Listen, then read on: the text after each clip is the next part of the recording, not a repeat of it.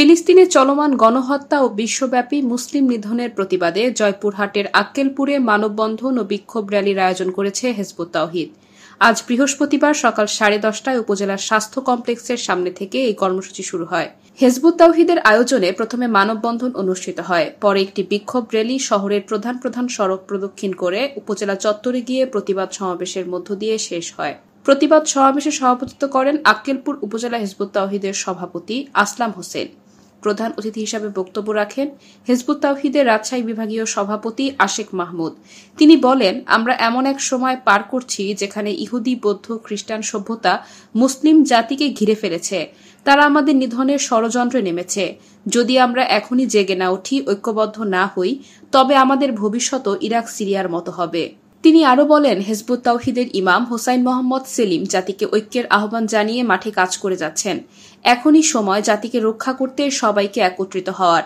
এছাড়াও সমাবেশে বক্তব্য রাখেন জয়পুরহাট জেলার সভাপতি মাসুদ রানা চৌধুরী, নোয়াখালী শহীদ জামে মসজিদের খতিব মাওলানা মেহেদী হাসান সাগর, সাবেক সভাপতি হারুনুর রশিদ সর্দার, জেলা গণমাধ্যম বিষয়ক সম্পাদক জামাল উদ্দিন, জেলা সাংস্কৃতিক সম্পাদক আবু হাসান সাদ্দাম, প্রচার সম্পাদক আরাফাত হোসেন শুভ, বগুড়া জেলার সভাপতি সালজার রহমান সাবু, পাঁচবিবি উপজেলা আমির আসাদুজ্জামান মুকুল, গাজীউল ইসলাম এবং টিটু আহমেদ।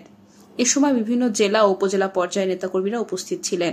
আয়োজনের অংশ হিসাবে ফিলিস্তিনে গণহত্যা ও মুসলিম নিধনের বিরুদ্ধে করণীয় বিষয়ে লিফলেট বিতরণ ও গণসংযোগ পরিচালনা করা হয়। ফিলিস্তিনিদের উপরে যে গণহত্যা চলছে, এর প্রতিবাদে সারা বিশ্বে একটা একটা করে সমাবেশ করা হচ্ছে, পণ্য ভাঙচুর করা হচ্ছে, ইসরায়েলের সমস্ত পণ্যগুলো ভেঙে তছনছ করে দেওয়া হচ্ছে, পথসভা করা হচ্ছে, যেখানে সেখানে মিটিং করা হচ্ছে, লং মার্চ করা হচ্ছে। এগুলো করে কোনো আমাদের লাভ হবে না। বাঁচার একটা মাত্র উপায়, বাংলাদেশে যে একটি ধর্মীয় আন্দোলন প্রতিষ্ঠিত হয়েছে, সেই আন্দোলনের নাম হিজবুত তাওহীদ অরাজনৈতিক আন্দোলন।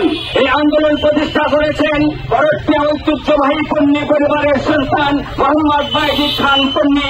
বর্তমান আন্দোলনের ইমাম হোসাইন মোহাম্মদ সেলিম তার নেতৃত্বে দুর্বার গতিতে এগিয়ে চলছে।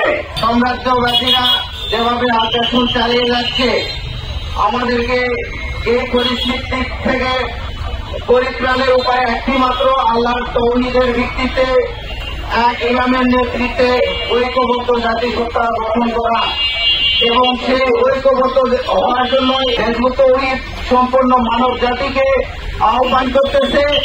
আমরা সকলে একসাথে ঐক্যবদ্ধ হয়ে সকল আগ্রাসনের বিরুদ্ধে রুখে দাঁড়াবো। ইনশাল্লাহ কোন সাম্রাজ্যবাদী, কোন পরাশক্তি রাষ্ট্র আমাদের কোনো ক্ষতি করতে পারবে না। আল্লাহ আমাদের সাথে আছে। মুসলিম জাতি এক বীরের জাতি, মুসলিম জাতির এক সোনালী ইতিহাস রয়েছে। মুসলিম জাতি কোন পরাজয়ের জাতি নয়, পরাজয় বরণ করে নেই। আজ বর্তমান বিশ্বে 57টি রাষ্ট্রে মুসলিম জাতি বিভক্ত। আজ প্রায় 200 কোটি মুসলিম জাতি হওয়ার পরেও বিভিন্ন দেশে দেশে আজ অন্যান্য জাতিগোষ্ঠীর হাতে মার খাচ্ছে, নিজেদের ভিটামাটি থেকে উচ্ছেদ হচ্ছে। আজ মিয়ানমার, আরাকান থেকে শুরু করে আবার ফিলিস্তিনি, গাজা, এরকম ভাবে একটা একটা করে দেশ ধ্বংস হচ্ছে। এর মূল কারণ কি? এর মূল কারণ হচ্ছে আজ মুসলিম জাতি অনৈক্য হয়েছে, বিভক্ত হয়েছে, হাজারো ভাগে বিভক্ত হয়ে 57টা রাষ্ট্রে বিভক্ত হয়ে আজকে আমরা স্বার্থপর রাষ্ট্রকেন্দ্রিক জীবনযাপন করতেছি। ফল হিসেবে আজকে আমাদের ঐক্য নষ্ট হয়েছে, আল্লাহর সাহায্য বন্ধ হয়েছে। ফল হিসেবে আজকে আমরা সমস্ত পৃথিবীময় মার খাচ্ছি। আজকে গাজা, ফিলিস্তিনি থেকে শুরু করে, আরাকান থেকে শুরু করে ইরাক, সিরিয়া, আফগানিস্তান একটা একটা করে আমাদের ভূখণ্ড ধ্বংস হচ্ছে, যার মূল কারণ হচ্ছে আমাদের ভিতরে বিভেদ এবং অনৈক্য। আন্দোলন সেই মুসলিম জাতিকে আবারও তাওহীদে ঐক্যবদ্ধ করার আহ্বান জানিয়ে আবারও সারা দেশব্যাপী, সারা বিশ্বময় এই কালেমা তাওহীদের দাওয়াত নিয়ে এসেছে।